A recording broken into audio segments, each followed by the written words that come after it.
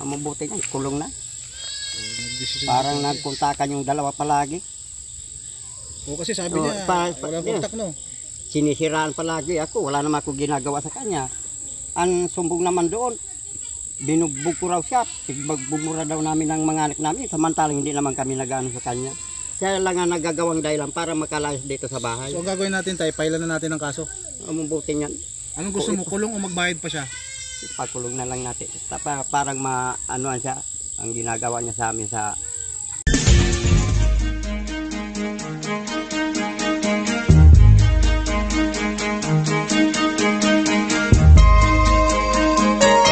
Ito ang palatuntunang tunay na lingkod bayan. Ang programang tututok sa kapakanan ng mga mamamayang kapos sa kapalaran. Si Kuya Val Santos Matubang, ang inyong katuwang. Si Kuya Val, kasangga sa kahirapan, kaagapay sa kalusugan, kakampi ng mga inaapi. Magbibigay pag-asa sa mga taong nawawala na ng pag-asa sa buhay, sa mga batang biktima ng kahirapan, sa mga matatandang napapabayaan. Si Kuya Val, ang inyong sandigan. Val Santos Matubang, sa palatuntunang lingap sa mahihirap. Punta kami mga kalingap kina Vanessa, mga kaibigan. Kasama ko sila Piniel, Rebecca, si Andrino, yan. Father Paas, Kuya Kens, at yung iba nating kasama.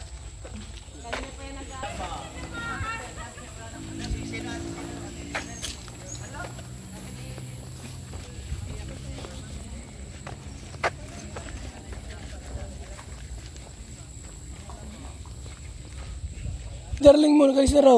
Nasa ano ewan ko lang, sabi Kuya Bal, bakit nagkaganon? Galit na galit palagi sa akin. Ngayon na namon lang sa akin, pupunta raw ng Kamalig, buto. Oh. At nasabat ko nung pagkabuto ko, naglalakad pa gano'n. Doon. Sabi ko, magano ka pa sa Kamalig na? Wala ka naman doon pupuntahan at saka tanghali na.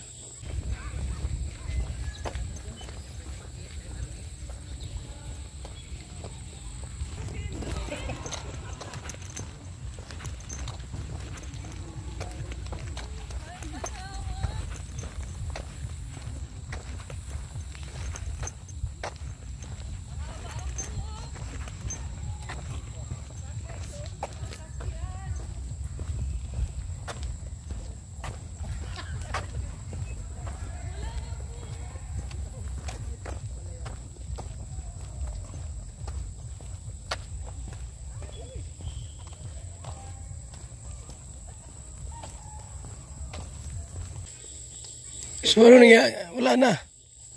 Sa madaling sabi niya sa akin, pupunta ko ngayon sa anak ko, doon sa Ugod. Hindi naman, wala naman doon, pinunta na ba nandun na sa Kamalig. So, ilang araw na, wala na. Wala na naman. Anong plano mo? Punta natin ulit? Ako, plano ko. Tony, anong tanong mo? Pakulong ko lugod niyan. Ay, masa na nagkakuhan. Ipakulong daw. So kakasuhan na natin tayo. Mabuti na, kulong na. Basta kami ng tatay ko dito. Hindi kami maghihiwalay, magmamahalan lang kami dito. Lagi kami sama-sama sa trabaho. Hirap at ginhawa. Lagi kami magkasama. Mahirap pag magkalayo. Malungkot.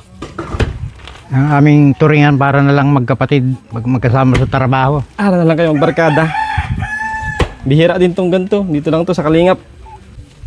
Ang tatay ko kasi ay iniwan din to ng nanay ko Halos 22 years na. Parang nagkontakan yung dalawa palagi. O kasi sabi niya, walang kontak no. Sinisiraan palagi ako, wala naman ako ginagawa sa kanya. Ang sumbong naman doon, binugbog ko raw siya, pigbumura daw namin ng mga anak namin, samantalang hindi naman kami nag-ano sa kanya. Siya lang ang nagagawang dahilan para makalayas dito sa bahay. So ang gagawin natin tayo, pailan na natin ang kaso. Mabuti niyan. Anong gusto mo, kulong o magbayad pa siya? Ipakulong na lang natin. Parang maanuan siya, ang ginagawa niya sa amin sa... Sa biro, gusto magpakamatay pag ikukulong mo. Gusto ko lang, kahit na ayaw sa akin, yung mga bata lang ang asikaso niya, yung makululo niya. Ang ginagawa niya sa akin, pinainayaan ko na lang, baka magalit pa sa akin. Nandoon naman sa kamalig. Layos na naman. Yari na yung tatay, di na babalik yun. Ngayon, papailan natin ang kaso pagkatapos ng undas. Basta kami ng tatay ko dito. Hindi kami maghihiwalay, magmamahalan lang kami dito.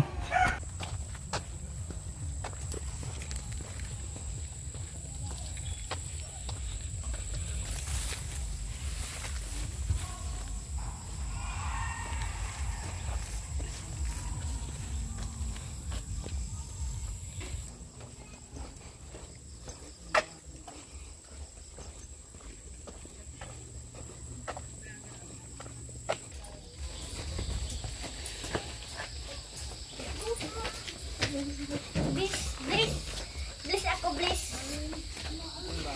Ayan, bit na bata, anak ni Vanessa. Ay, nagbusa sila mga kaibigan, oh. Walang tao dyan? Dumalon sa puntod ni agom niya. Ah, oo nga, no. Saan mga bata?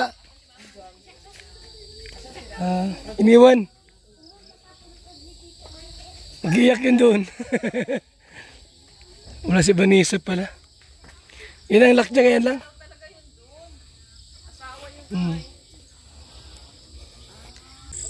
Mabuti nga, pakulong.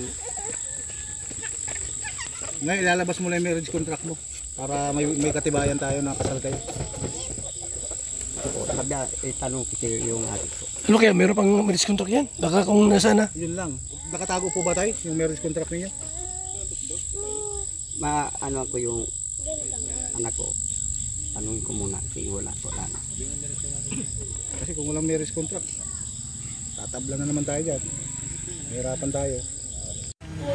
Basta kami ng tatay ko dito. Hindi kami maghihiwalay, magmamahalan lang kami dito. Lagi kami sama-sama sa trabaho. Hirap at ginhawa. Lagi kami magkasama. Mahirap pag magkalayo. So yan po mga kalingap, nagbuhos na sila. Okay, very good.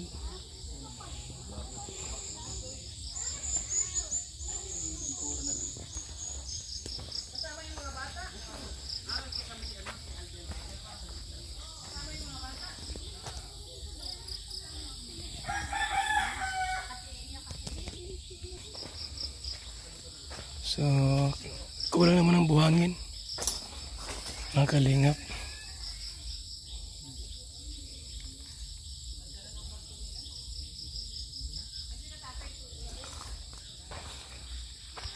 Ker,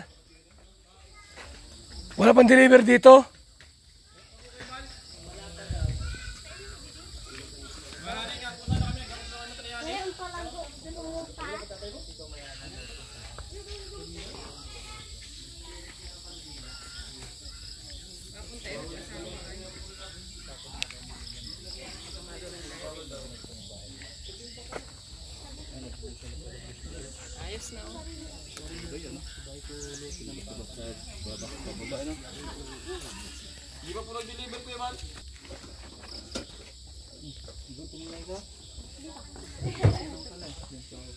Sino kasama niya dito? Si Tito away niya. Si lolo mo. Maalis yun sila. Umalis si Kuya. Maalis sila ngayon, masama sa amin. Paano ka dito? Nandiyan na Tito away niya. Si Lolo, wala. Asa si lolo? Nasaan po si lolo? Tipon-tipon. Saan yun? Ay, tipon-tipon. May tipon-tipon daw. Kabilang bari niyo, doon sa unahan ng Maalis sila, Ker, masama sa amin. Masama ka? Hindi. Tara na at Makakasulo ka rito? Makakasulo ka. madam pa tayo ng ano? Palingki. Bakit nandiyan naman si ano nyo? Yan po mga kalingap, yung bahay po nila Vanessa. Ginagawa na po ngayon mga kalingap po. Shout out kay Inday PB. Gandang araw. Ker, masama ka? Malabis na. Staray mo.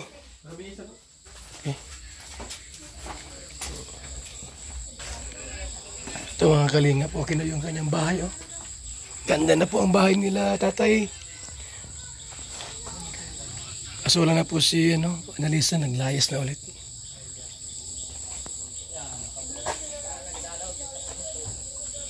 Mga kaibigan.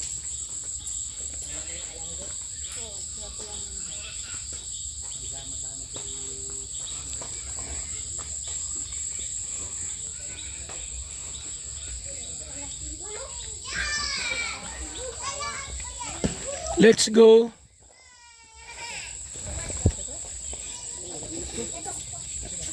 Wala si Rinante. Buhari ko kuya balay. Siguro kaya hindi makasusunod. Sunduin niyo na lang doon.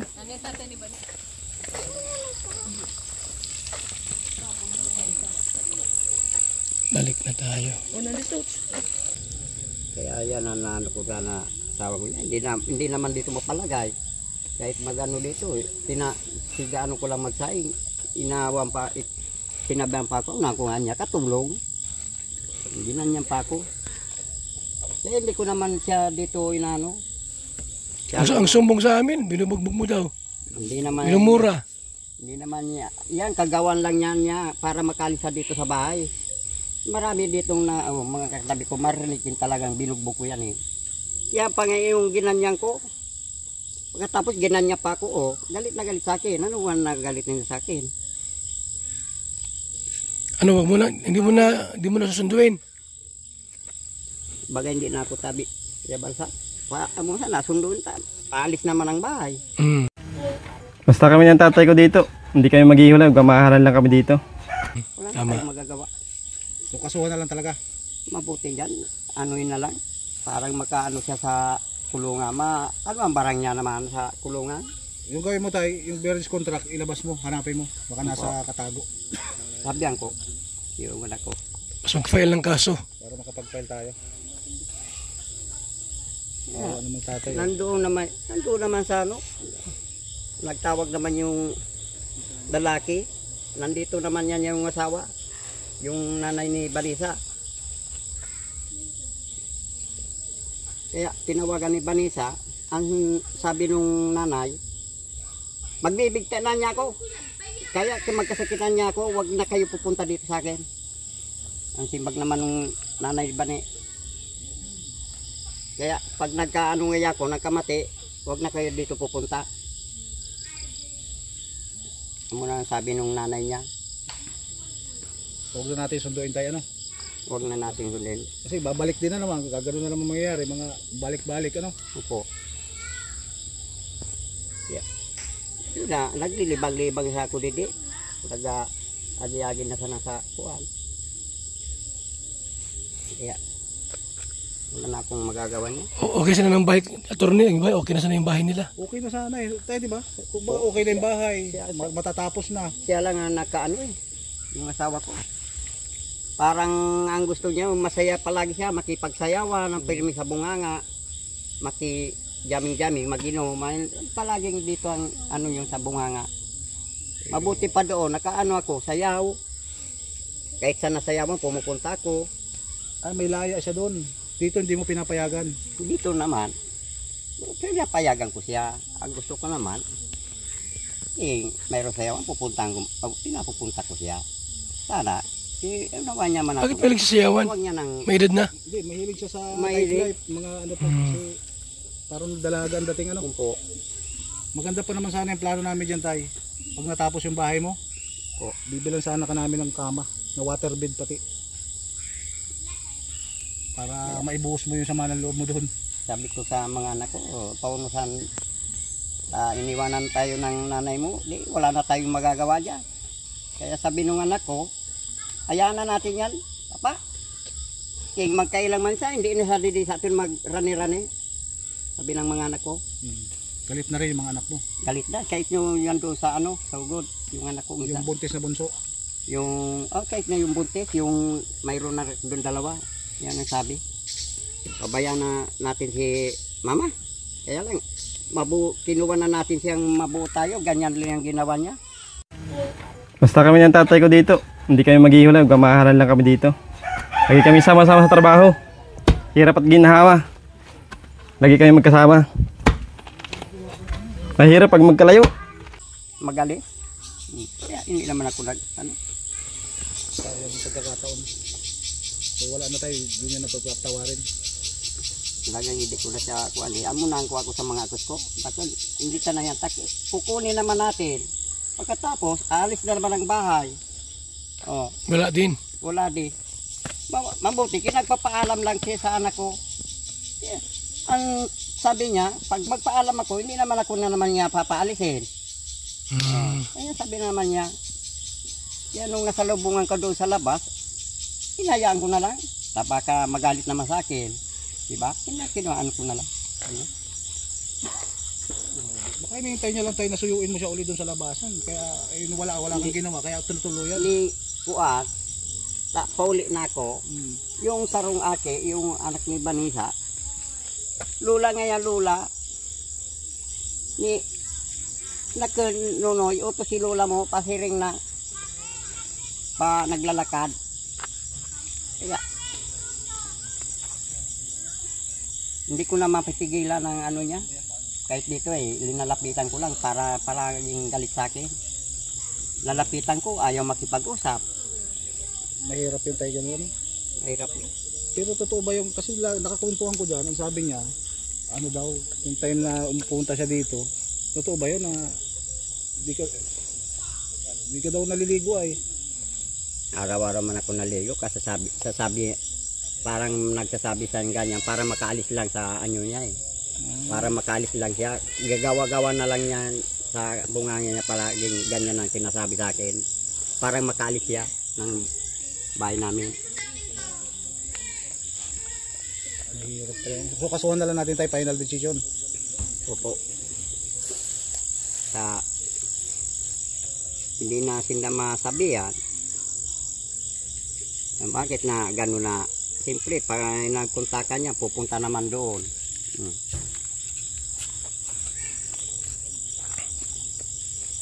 Kaya pala si tatay, makikita mo, palakad-lakad. Parang lutang tayo, no? Siyempre, problema mo rin, di ba? Opo. Naglalakad-lakad na ako palabas. Babalik ng bahay. Kaya ito. So, yung decision. Basta hanapin yung marriage contract tayo, no? Opo. Para may laban tayo. Yeah. Muna masabi ko na lang tabi. Kuya Bal, sa inyo. Kaya, kuhaan na lang natin yan. Ayun, dalawa ng bahay niyo, sayang. Kaya sayang sa asawa ko naman na problema. Amo naman nagpakuha naman sa pagkuha naman. Hindi na palagay dito.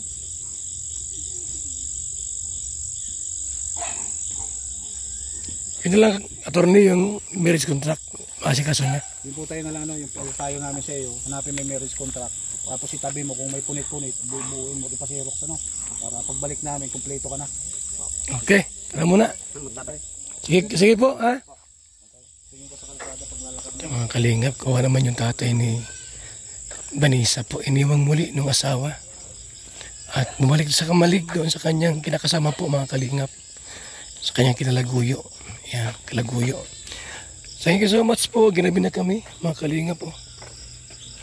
Mga alas 6 na po, mga kaibigan ng gabi. Salamat, mabuhay. God bless.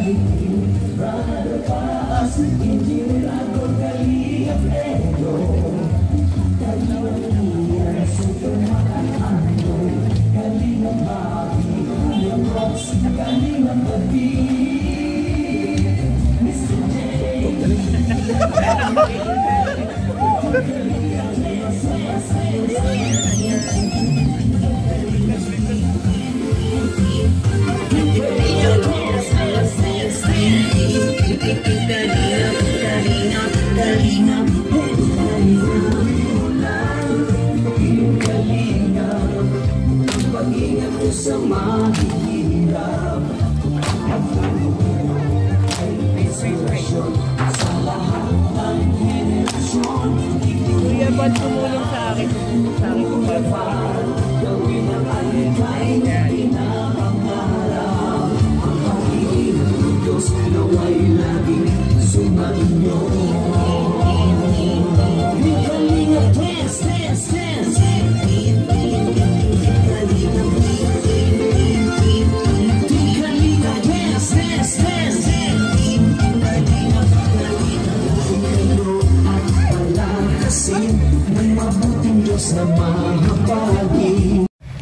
Ayan, isang mapagpalang araw po sa ating lahat. Ayan, suportahan niyo po kami sa aming nobela, Ang Hamog sa Umaga. Ayan, yan po ay proyekto ng Kalingap, also with Kuya Bal Santos Matubang.